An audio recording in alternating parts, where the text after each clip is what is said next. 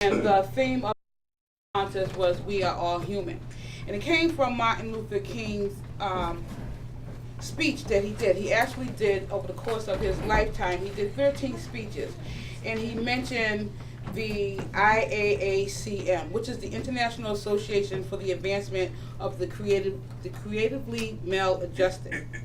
And over his lifetime, he would ask good folks to join the movement of the creative maladjustment. And when we started to think about this, we thought about this last March. So this was before things were in the midst in the country. And it was just, we wanted to do something that was out of the box. And so we said, so for Martin Luther King next year, let's do something out of the box and ask the kids to do something out of the box. Because we always want them to know that it's okay to be who you are, no matter what you look like, and let's think out of the box, because we all don't fit into a box. And it's okay to be different, and it's okay to look different, and we should accept ourselves for who we are. And when Martin Luther King would talk about this maladjustment organization that he was talk about in his speeches, a lot of times it would be jokingly, and so people would not know if he was like really serious, but they never really listened to the context of the message. So I kind of did. So for the last 5 months, there's been something else that's going on in the midst of the country. And so it was kind of appropriate that at this time we are actually talking about the maladjustment, because it's a new civil rights movement that's taking place. And that civil rights movement now they're calling Black Lives Matter, and they're addressing the killing of unarmed black men. And black lives do matter. But if we want to get to the heart of the issue, then we really have to step out of the box and take the issue on and talk about racism and talk about how it makes us all feel. Because in reality, all lives matter. Not black lives. All lives matter. And when we go back, if we want to be really serious, we have to say these things happened in the past, and I can't hold you responsible for something that happened 100 years ago. But we can look at what happened and follow that path and say that we're not going to accept those things, and we can make a difference. And so this is a part of that, and I didn't know that was going to happen. I had no idea that something would happen like a Ferguson or the policeman that happened in New York. So all lives matter. So it's appropriate to call for this creative maladjustment. And so we're going to read to you, we all are, and we're going to ask some of you to read. We're going to read to you about Martin Luther King's speech. And this one actually came from the Western Michigan University in 1963. He says, President Miller, Dr. Clark, members of faculty and members of the student body of this great institution of learning, ladies and gentlemen, I need not pause to say how very delighted I am to be here and to have the opportunity of being a part of your lecture series. I think I should say in the beginning that I owe you and this university a great apology. I'm so sorry that I was unable to fulfill my commitment on the 2nd of December, and I can assure you that was because of health circumstances beyond my control. But I am very happy that we could rearrange this date, and I want to express my appreciation to the committee and to the university for extending the invitation. It is always a rich and rewarding experience for me when I can take a brief break from the day-to-day and hour-to-hour demands of our struggle in the South to discuss the issues involved in the struggle with the college and university students. So again, I say, I am very delighted to be here. In line with the theme that has been selected for this series, I would like to use as a subject from which to speak a social justice and emerging new age. Some time ago, the former Prime Minister to England, Mr. Harold Macmillan, was taking a trip through Africa. He stopped at one point to make the significant statement, "The wind of change is blowing in Africa." Certainly, we can enlarge that statement by saying, the wind of change is blowing all over our world today. It is sweeping away an old order and bringing into being a new order. Now, we are all familiar with this old order that is passing away. We have lived with it, and we have seen it in all of our dimensions. We have seen the old order in its international dimensions in the form of colonialism and imperialism. As you know, the vast majority of the peoples of our world lived in Asia and Africa. For many, many years, people of these two continents were dominated politically, exploited economically, segregated, and humiliated by some foreign power. But even there were noticed change had taken place. I can remember when Mrs. King and I first journeyed to Africa to attend the independence celebration of the new nation of Ghana. We were very happy about the fact that there were now 8 independent countries in Africa. But since that night in March 1957, some 27 new order of colonialism is passing away, and the new order of freedom and human dignity is coming into being. Have we seen the old order in its international dimensions? We have seen it in our own nation in the form of slavery and racial segregation. We all know the long history of old order in America. It had its beginning in 1619, when the first slaves landed on the shores of this nation. When they were brought here from the soils of Africa, unlike the Pilgrim Fathers who landed at Plymouth a year later, they were brought here against their wills. Throughout slavery, the Negro was treated in a very inhumane fashion. He was a thing to be used, not a person to be respected.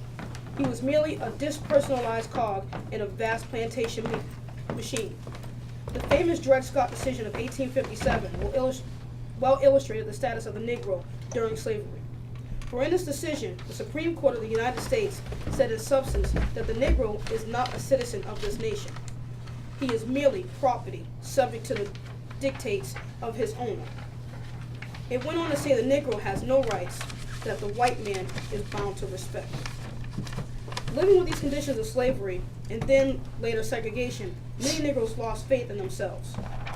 Many came to feel that perhaps they were less than human, perhaps they were inferior. But then something happened to the Negro. Circumstances made it possible and necessary for him to travel more. The coming of the automobile, the upheavals of two world wars, the Great Depression. So this rural plantation background gradually gave way to urban industrial life. His economic life was gradually rising, and even his cultural life was gradually rising through the steady decline of crippling illiteracy.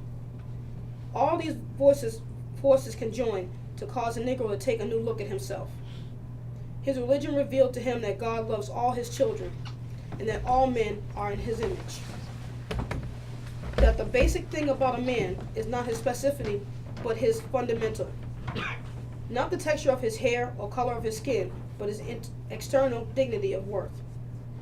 So the Negro could also now unconsciously cry out with the eloquent poet, "Fleecy locks and black complexions cannot alter nature's calm. Skins may differ, but affection dwells in blacks and whites, the same.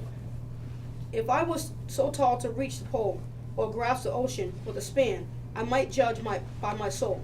The mind is standard of all men." But not only have we seen the old order in its international dimensions, we have seen it in our own nation in the form of slavery and racial segregation. We all know the long history of the old order in America. It had its beginning in 1619, when the first slaves landed on the shores of this nation. They were brought here from the soils of Africa. Unlike the Pilgrim Fathers, who landed at Plymouth a year later, they were brought here against their will. Throughout slavery, the Negro was treated in a very inhumane fashion. He was a thing to be used, not a person to be respected. He was merely a depersonalized cog in a vast plantation machine. The famous Dred Scott decision in 1857 well illustrated the status of the Negroes during slavery. For in this decision, the Supreme Court of the United States said in substance that the Negro is not a citizen of this nation. He is merely property, subject to the dictates of his owner. It went on to say that the Negro has no rights that the white man is bound to respect. With this new sense of dignity and this new sense of self-respect, a new Negro came into being, with the new determination to struggle, to suffer, and sacrifice in order to be free.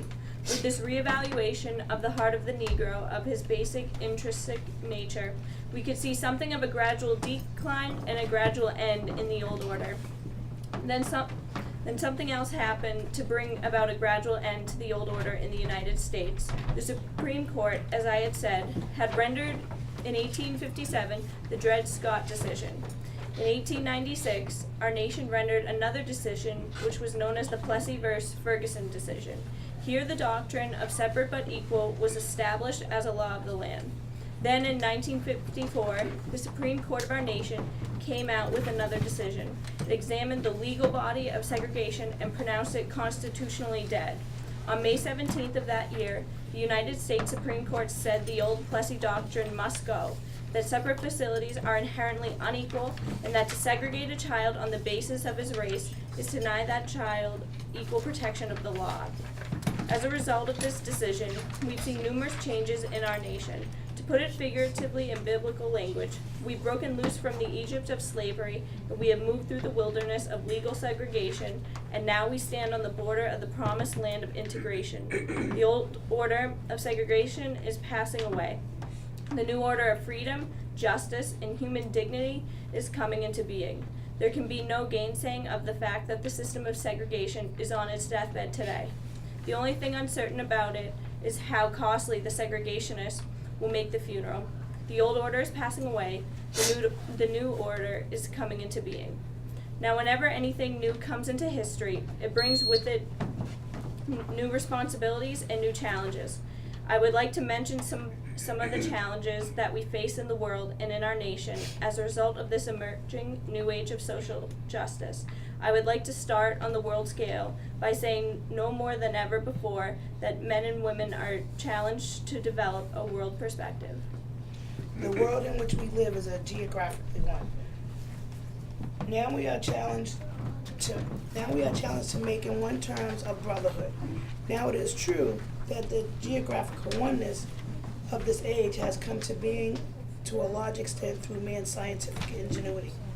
Man, through his scientific genius, has been able to dwarf distance and place, time and change. Our jet planes have compressed minutes into distances that once took months, weeks, and days.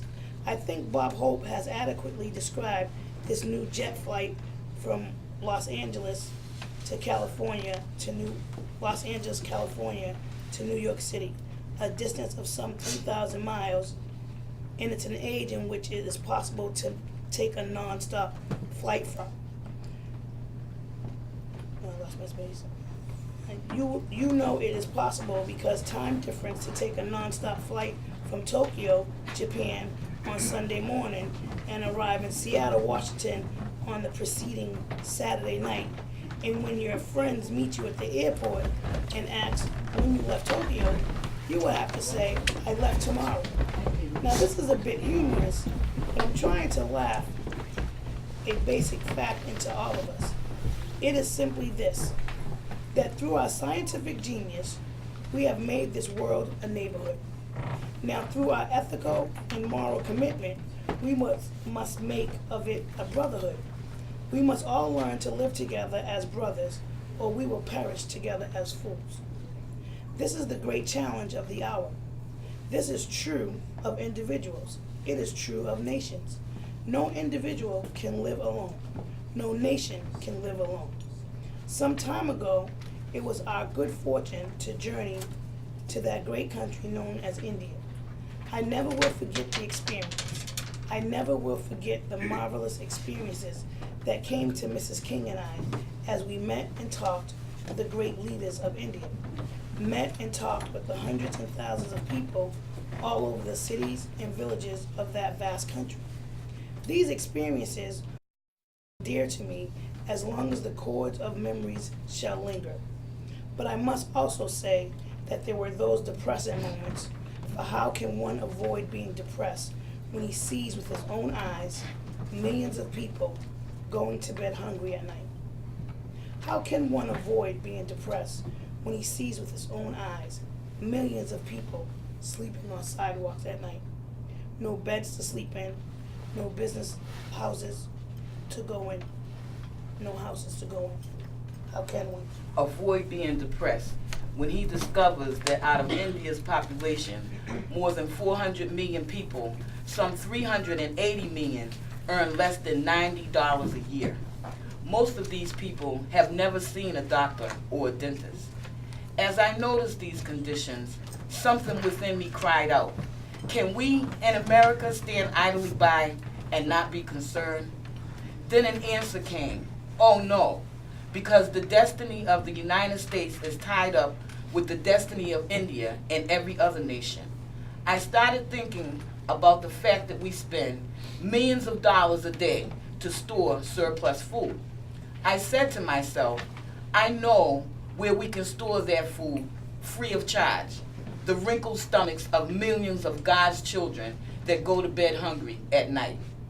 All I'm saying is simply this, that all life is irrelated, that somehow we've caught in an inescapable network of mutuality tied in a single garment of destiny.